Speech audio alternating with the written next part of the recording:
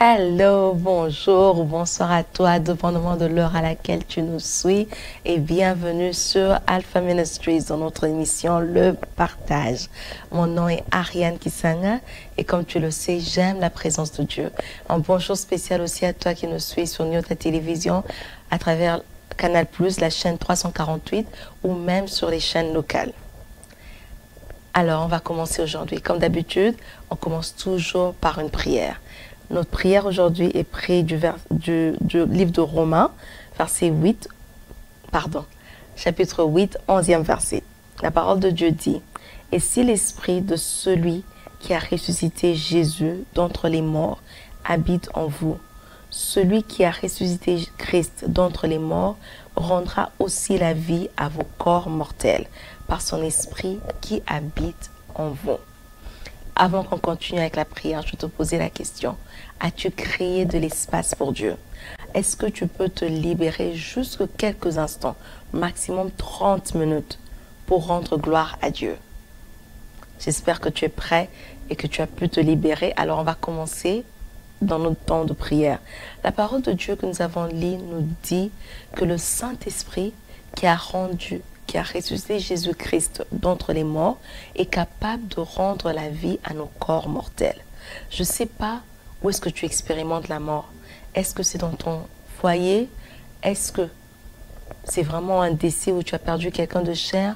Est-ce que c'est dans ta santé, dans tes finances, dans ta carrière, dans tes études? Je ne sais dans quel domaine tu expérimentes la mort. Mais je veux que tu te joignes à moi et qu'ensemble, qu'on puisse faire appel au Saint-Esprit et qu'on appelle la vie. Dans le domaine dans lequel toi, tu es en train d'expérimenter la mort, fais appel au Saint-Esprit, l'esprit de vie. Il dit que celui qui a ressuscité Christ d'entre les morts, celui qui a pu redonner la vie à tous les organes du corps de Jésus, pour que Jésus soit en mesure de vivre encore. Ce même esprit habite en nous et cet esprit est même capable de rendre la vie à nos corps mortels. Alors on va implorer le nom de le Saint-Esprit, on va lui demander et on va déclarer la vie dans chaque domaine de notre vie. Saint-Esprit, nous te faisons appel, nous déclarons la vie dans nos santé, nous déclarons la vie dans nos finances, dans les foyers, nous déclarons la vie dans la vie de nos enfants, nous déclarons la vie du Saint-Esprit, la vie en plénitude, la vie abondante dans tout ce que nous entreprenons. Nous déclarons la vie dans nos carrières. Nous déclarons la vie du Saint-Esprit dans les membres de nos organes. Nous déclarons la vie du Saint-Esprit dans nos corps. Nous déclarons la vie du Saint-Esprit dans nos affaires, dans nos différentes positions, dans tout ce que nous faisons. Saint-Esprit, viens et emmène la vie. Là où il y a eu la mort qui a frappé, là où il y a eu la mort qui a été expérimentée, Saint-Esprit, nous te faisons appel maintenant. Toi qui as la capacité, toi qui as l'habilité de rendre à la vie. Saint-Esprit, viens rendre à la vie nos corps mortels. Saint-Esprit, viens rendre à la vie nos différentes affaires. Saint-Esprit, viens rendre à la vie nos commerces. Saint-Esprit, viens rendre à la vie les études d'une personne. Saint-Esprit, viens rendre à la vie le foyer d'une personne. Saint-Esprit, viens rendre à la vie les organes d'une personne. Saint-Esprit, viens vivifier le mariage d'une personne. Saint-Esprit, vient vivifier le ministère d'une personne. Esprit de Dieu vivant, nous te faisons appel. Viens rendre à la vie. Partout il y a eu la mort, partout il y a eu décès, partout il y a eu crainte, partout il y a eu pleurs, partout il y a eu stagnation. Tu es l'Esprit qui donne la vie. Nous te faisons appel, Saint-Esprit, viens rendre à la vie dans le nom puissant de Jésus. Nous avons ainsi prié et les saints de Dieu disent Amen, Amen, Amen. Alors on va continuer aujourd'hui avec notre série sur le Saint-Esprit, la marque que je porte. On a dit qu'on a commencé cette série qu'on ne savait pas combien de temps ça allait nous prendre pour regarder qu'est-ce que Luc a à dire du Saint-Esprit, qu'est-ce que Jean a à dire du Saint-Esprit et qu'est-ce que l'apôtre Paul a à dire du Saint-Esprit. On a commencé la semaine passée avec ce que l'apôtre Paul avait à dire du Saint-Esprit. On a regardé la première partie juste dans le livre de Romains et on continue aujourd'hui avec la deuxième partie qui a pour titre position, approbation et récompense. Et notre texte de base est 2 Corinthiens 1 du 21, verset 21 à 22.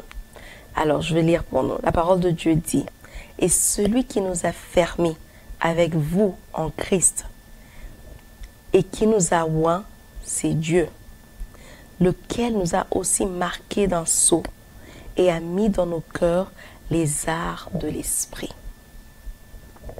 Dans notre version, on dit, il a mis dans nos cœurs les gages de l'esprit. Donc, je veux que tu puisses souligner qui nous a oints, qui nous a marqués d'un sceau et qui a mis dans nos cœurs les arts de l'esprit. On va parler de ça. Qu'est-ce qui se passe dans 2 Corinthiens? 2 Corinthiens, c'est la deuxième lettre de Paul aux chrétiens qui habitaient Corinthe. Cette lettre, Paul l'écrit à peu près une année après avoir écrit la première lettre aux Corinthiens. Il écrit non seulement parce que l'église à Corinthe a multiples problèmes, mais parce qu'aussi il y avait maintenant une vague qui faisait c'est que les gens ont commencé à douter. Il y a d'autres personnes qui ne croyaient plus en la personne même de Paul. Il y a d'autres personnes qui doutaient même son mandat, son autorité apostolique. Alors Paul écrit cet épître en réponse à ces personnes. Et c'est pour ça que cet épître a comme un trait, un caractère assez personnel qui donne un peu l'impression que c'est comme une autobiographie plutôt. Surtout de 2 Corinthiens 1, verset 12, jusqu'à 2 Corinthiens 7, verset 16. Paul mentionne dans ce bloc d'écriture les fondements de son ministère. Il donne en fait les principes de base de son ministère. Pourquoi son ministère existe? Pourquoi il est apôtre? Pourquoi il fait ce qu'il est en train de faire? Pourquoi il peut écrire avec autorité? Pourquoi c'est lui qui répond à leurs questions? Et notre verset de base de Corinthiens 1, 20 à 22 fait effectivement partie de cette fourchette des versets qui parlent ou qui donnent les bases ou les fondements, les principes de base ou les fondements du ministère de l'apôtre Paul. Dans ce document, Paul établit 3 dimensions du Saint-Esprit. 3 dimensions de ce que le Saint-Esprit est pour lui et ce que le Saint-Esprit fait dans son ministère. Il dit le Saint-Esprit, premièrement, c'est l'onction qui donne la position. Deuxièmement, le Saint-Esprit, c'est le sceau d'approbation. Et le Saint-Esprit, c'est la garantie, le gage que nous allons avoir une récompense. D'où le titre, position, approbation, récompense. Alors on va maintenant prêter attention à chacun des éléments avec un peu plus de détails.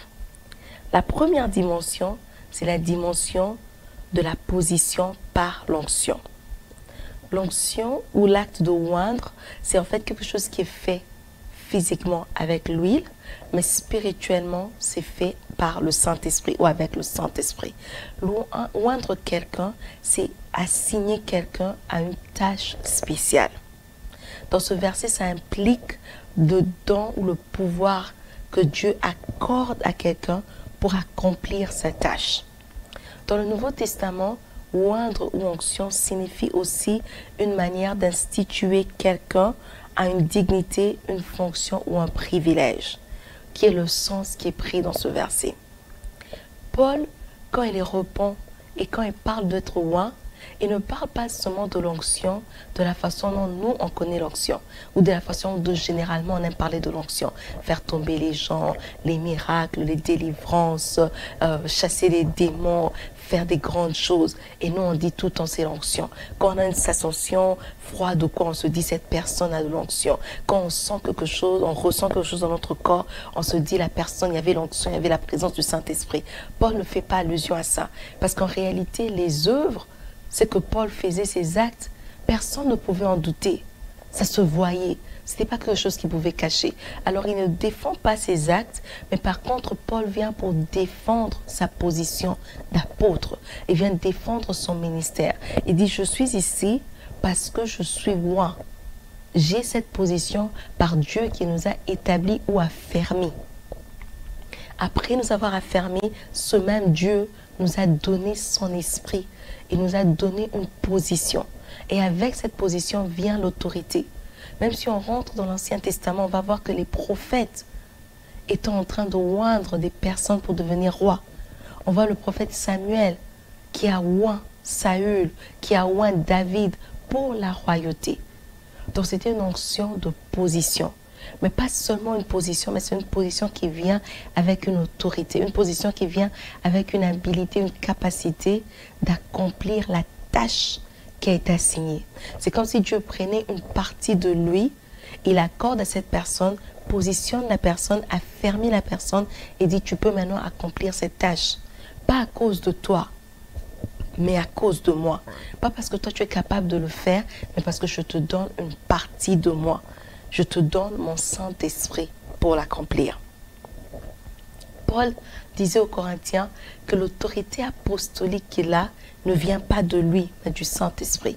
Dans Actes 13, verset 2, on voit que quand les disciples étaient en prière, le Saint-Esprit est venu demander qu'on puisse mettre à part, donc qu'on puisse oindre Paul et Barnabas pour son œuvre, pour le travail. Donc, au-delà de la capacité que l'onction nous accorde de faire des choses, d'accomplir des miracles, on doit aussi comprendre que l'onction nous donne aussi la position et l'autorité. Quand on regarde dans Exode 31, versets 1 à 5, quand Dieu parle à Moïse, il dit à Moïse, oui, tu vas accomplir cette tâche de construire mon tabernacle et de faire tout ça, mais j'ai quelqu'un que j'ai placé dans une position, à qui j'ai conféré mon autorité. La parole de Dieu dit que le Saint-Esprit nous confère l'intelligence, l'habilité et la compétence dans toutes sortes d'ouvrages. Et Dieu a fait ça pour Betsaël. Il dit à Moïse, je l'ai oint, j'ai mis mon esprit en lui, pour qu'il puisse être en mesure de le faire. Donc, Betsaël pouvait être chef des travaux ou, je ne sais pas, maçon, chef maçon ou ingénieur, mais la personne qui supervisait ça, parce que lui a reçu. Donc, la position qui vient par l'onction ne s'arrête pas seulement au travail qu'on fait pour Dieu dans les églises. Mais cette position qui vient par l'onction, Dieu nous la donne même dans notre milieu séculier. Parce que l'intelligence et la compétence, en fait, ça vient de Dieu par son esprit. Donc même quand Dieu t'a mis DG, ou Dieu t'a mis administrateur quelque part, ou comptable quelque part, cette position que tu as, l'autorité que tu as dans cette position, et la compétence qui te permet d'exécuter tes tâches, d'arriver au succès, c'est le Saint-Esprit. Dans Actes 19, 15, quand les fils de Sceva essayent de chasser les démons, l'esprit malin dit, mais je ne vous connais pas, avec quelle autorité vous chassez les démons? Moi, je connais Paul et je connais Jésus, mais vous, je ne vous connais pas. Donc la position vient avec l'autorité. C'est pour ça que, comme disait un de mes pasteurs, on ne doit pas être rapide à se donner des titres pour lesquels on n'a pas l'onction qui accompagne. Ou dans d'autres termes, on ne doit pas être rapide à se donner des titres pour lesquels on n'a pas l'autorité, la position qui accompagne cela. Paul pouvait dire aux Corinthiens, je ne défends pas les actes que j'ai faits, parce que ça, vous avez vu, personne ne peut douter des miracles que j'ai faits. Mais je défends ma position d'apôtre, pas à cause de vous, mais je le suis à cause de Dieu qui m'a oint. Aujourd'hui, tristement, les chrétiens, on cherche plus les positions dans l'église et l'approbation du pasteur. On veut qu'on soit là parce que c'est le pasteur qui m'a mis là. Quand quelqu'un vient douter de ton autorité, quand quelqu'un questionne ta position, ta réponse c'est le pasteur qui m'a établi là. La réponse de Paul devrait nous servir d'exemple. Pour dire que quand quelqu'un vient douter ou quand quelqu'un vient te questionner pour ce que tu fais, pour l'autorité que tu as, tu dois être en mesure de dire que cette autorité me vient de Dieu. Oui, les pasteurs sont loin, Dieu peut leur parler pour placer quelqu'un quelque part, mais ils sont aussi humains, ils peuvent aussi commettre des erreurs. Paul n'a pas dit, ah non, ce jour-là, quand on priait ensemble, dans Actes à Antioche, plutôt quand on priait ensemble, regardez, de me poser la question aux autres disciples, ils vont vous dire que le Saint-Esprit avait parlé, le Saint-Esprit avait dit. Non, non, non. Paul n'est pas rentré dans l'histoire pour rappeler aux gens ce que le Saint-Esprit avait dit. Paul dit, je suis là, parce que celui qui m'a fermé. Je suis là, parce que celui qui m'a oint, c'est lui qui m'a donné cette position. Donc, quand on te posera la question, tu sers Dieu, oui, mais tu es là comment? Ne cherche pas à nous raconter qu'en 1989, il y avait une prophétie qui était sortie, alors toi tu as commencé à servir. Non, dis-nous et sois certain de nous dire que Dieu est avec toi, celui qui t'a fermé et celui qui t'a donné cette onction. Parce que le danger est que tu peux avoir cette position aux yeux des hommes et ne pas être reconnu par Dieu. Dans Matthieu 7, versets 21 à 23, la parole de Dieu dit, et je vais lire pour nous, ceux qui me disent « Seigneur, Seigneur » n'entreront pas tous dans le royaume des cieux, mais celui-là seul qui fait la volonté de mon Père qui est dans les cieux. Plusieurs me diront en ce jour-là, « Seigneur, Seigneur, n'avons-nous pas prophétisé par ton nom? N'avons-nous pas chassé des démons par ton nom? Et n'avons-nous pas fait beaucoup de miracles par ton nom? Alors je leur dirai ouvertement, je ne vous ai jamais connu. Retirez-vous de moi, vous qui commettez l'iniquité. » Évitons d'être de ceux-là que Dieu va dire, il ne nous a jamais connus, malgré les miracles, malgré les prophéties, malgré les démons. Cherchons cette onction, ce positionnement qui vient de Dieu. La deuxième dimension, Paul augmente. Donc il a commencé par dire, c'est Dieu qui a fermé. C'est Dieu qui m'a oint. Et maintenant il dit, au-delà de me oindre, ce Dieu m'a marqué de son sceau. Donc, Dieu a évolué avec moi. Après la position, il est venu m'approuver. Il a marqué de son sceau. Il m'a donné son approbation. Le mot sceau prend beaucoup de signification en grec. Ça peut dire quelque chose qu'on a tamponné avec un sceau, quelque chose de fermé, mettre une marque sur un objet pour montrer la possession, l'autorité, l'identité ou même la sécurité. C'est mettre une marque de distinction, marquer distinctement. Mais quand ce même mot est placé en milieu de phrase, il prend aussi une autre signification. En milieu de phrase, le mot sceau veut dire marquer avec acceptation, mettre une marque d'approbation ou confirmer une chose ou une personne.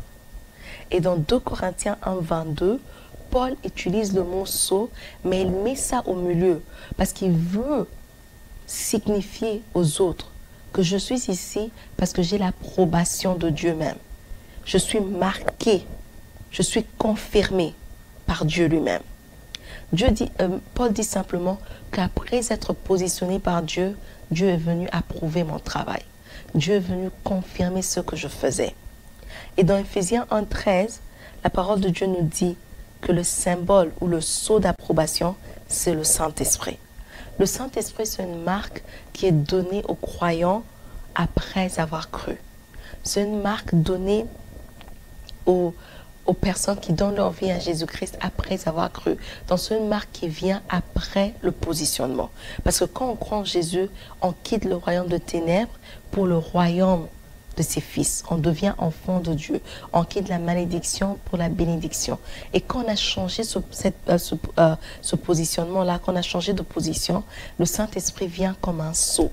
Il vient pour mettre son cachet d'approbation, pour dire oui, je confirme, cette personne réellement fait partie de mon royaume. Oui, je confirme, cette personne réellement est serviteur de Dieu.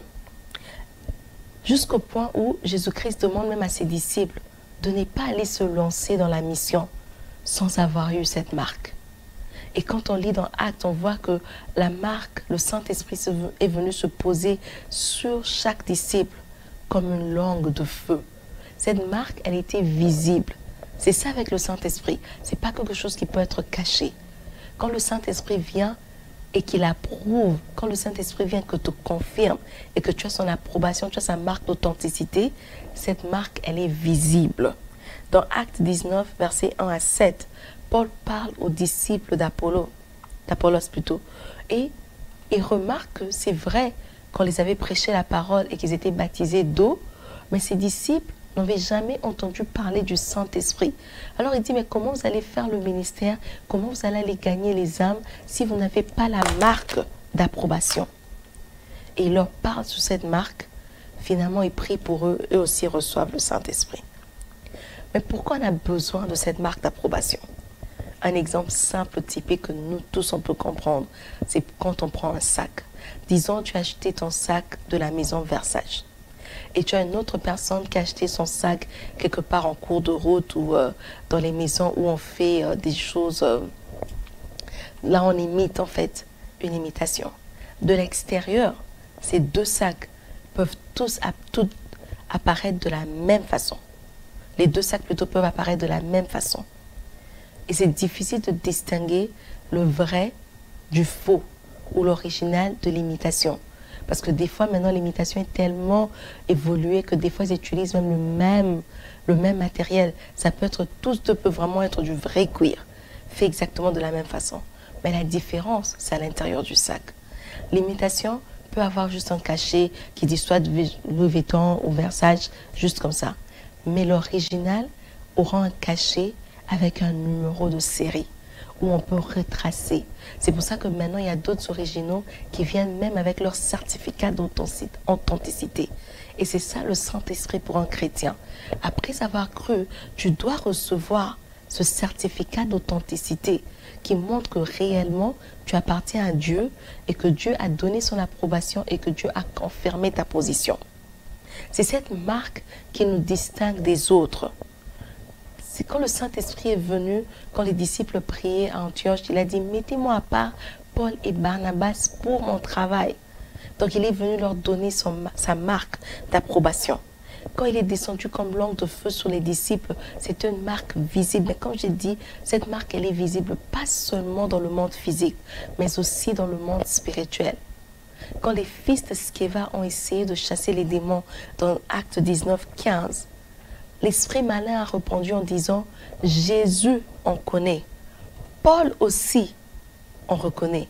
Mais qui êtes-vous? Vous n'avez pas de nom. Vous ne portez pas cette marque de distinction. Vous ne portez pas ce certificat d'authenticité. Donc, on ne sait pas vous repérer. Le Saint-Esprit pour un chrétien, c'est le passeport qui prouve notre nationalité. Quand tu dis que tu appartiens à un pays où tu es originaire d'un pays dont tu détiens la nationalité, la preuve de cette nationalité, c'est un passeport. Quand tu vas dans d'autres pays, quand tu montres ton passeport, on peut tout de suite reconnaître de quel pays tu viens ou à quel pays de quelle nationalité tu appartiens. Et c'est ça le Saint-Esprit pour nous. Comment on le reconnaît dans la vie de tous les jours? Quand un chrétien quitte l'église, parce qu'à l'église c'est facile, on se dit on vient tous prier, on est tous chrétiens. Mais quand tu quittes l'église et que tu vas dans le monde séculier, quel est ton passeport? C'est les fruits du Saint-Esprit. Peut-être que ce ne sera pas une langue de feu qui sera visible, quoique c'est possible qu'on voie le feu autour de toi. Mais ce que les autres personnes qui ne peuvent pas voir le feu spirituellement pourront voir, c'est les actes, c'est les fruits du Saint-Esprit. Es-tu une personne douce? Es-tu une personne qui a de la tempérance? Es-tu une personne qui est bonne? Est-ce que tu es une bonne personne? Est-ce que tu as de la bonté? Ces fruits du Saint-Esprit-là, c'est ça le passeport. Le Saint-Esprit est un sceau visible.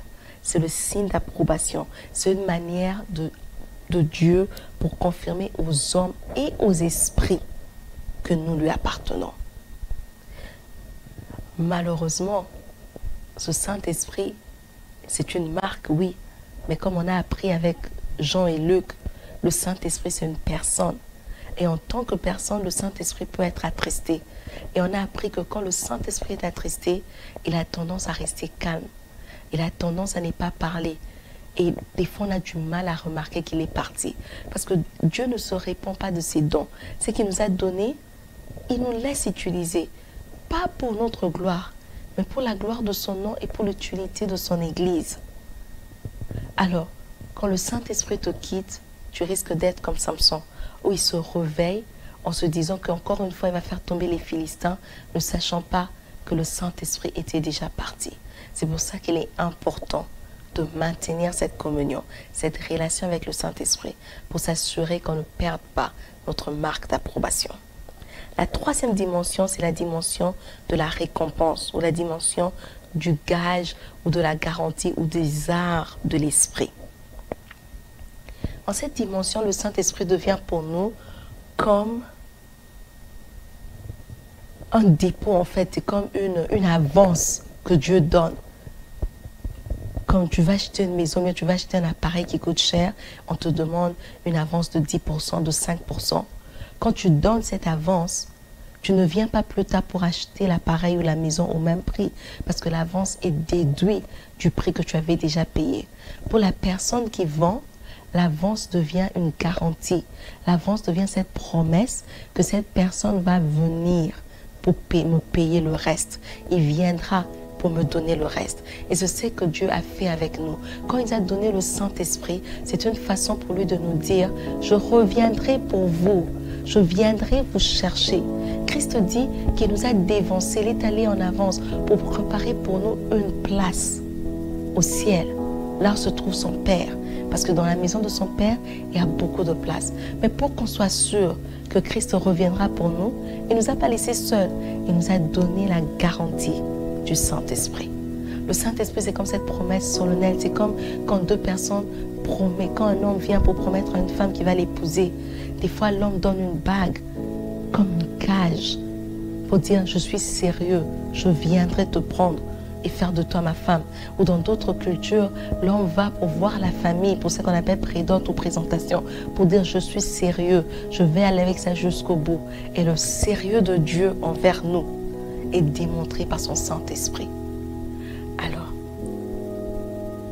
quand on lit Éphésiens 1, 11 à 14, c'est comme si tu es en train de lire le miroir ou l'autre version de 2 Corinthiens 1, 21 à 22. Parce que Paul utilise les mêmes choses. Le Saint-Esprit, position, moi, ou onction, le Saint-Esprit, sceau, approbation, le Saint-Esprit, récompense. Il est le seul de tous les écrivains qui utilisent ces 3 dimensions du Saint-Esprit. C'est vrai que dans 2 Corinthiens plutôt, il nous donne comme un petit sommaire de ça. Mais quand vous lisez les lettres de Paul, vous allez voir qu'il se réfère beaucoup plus dans ces 3 dimensions qui sont vraiment spéciales pour nous aujourd'hui. Quand Paul a été questionné, quand il y a eu cette vague de doute envers son ministère, Paul, comme j'ai dit, n'est pas allé chercher dans les archives pour dire, vous vous rappelez, tel jour, le Saint-Esprit avait dit. Paul a su dire, je suis apôtre de Dieu, je suis serviteur de Dieu parce que Dieu m'a affermi, il m'a positionné, il m'a donné son esprit comme un sceau d'approbation et il m'a promis sa récompense. Pas ici sur terre nécessairement. C'est vrai que Christ dit que si on a laissé maison, famille, parents pour lui, on pourra récolter dans ce siècle et dans le siècle à venir. Et dans le siècle à venir. Mais des fois, on est borné et on attend seulement la récompense dans ce siècle. Ce que Paul disait, c'est que ma récompense est là et j'ai la garantie de cette récompense qui sera dans le siècle à venir. Et toi alors, quand on te pose la question, ou quand les gens commencent à douter de ton appel ou de ton service, qu'est-ce que tu sors comme réponse? Si tu devrais écrire une autobiographie, comme a fait Paul dans 2 Corinthiens, qu'est-ce que tu allais noter? Est-ce que tu es capable de dire que ta position est là à cause de Dieu? Est-ce que tu es capable de dire que tu sers le Seigneur parce que tu as son approbation? Est-ce que tu es capable de dire que tu sers le Seigneur parce que tu sais que ta récompense n'est pas seulement terrestre? On va incliner nos têtes dans la prière et on va demander au Saint-Esprit de nous pardonner. On va faire une repentance aujourd'hui parce que je suis sûre que nous sommes à plusieurs incapables de répondre comme Paul l'a fait. On a peut-être suivi les récompenses matérielles. On s'est peut-être mis dans ces positions juste parce qu'on voulait avoir un titre quelconque et être reconnu dans la communauté. Mais Paul nous enseigne quelque chose de grand. On va demander pardon au Saint-Esprit. Saint-Esprit, nous voilà encore aujourd'hui dans ta présence. Nous te demandons de nous pardonner, Esprit de Dieu vivant, pour ce que nous avons fait de ton œuvre, pour ce que nous avons fait de ton appel, pour ce que nous avons fait du ministère que tu nous as donné.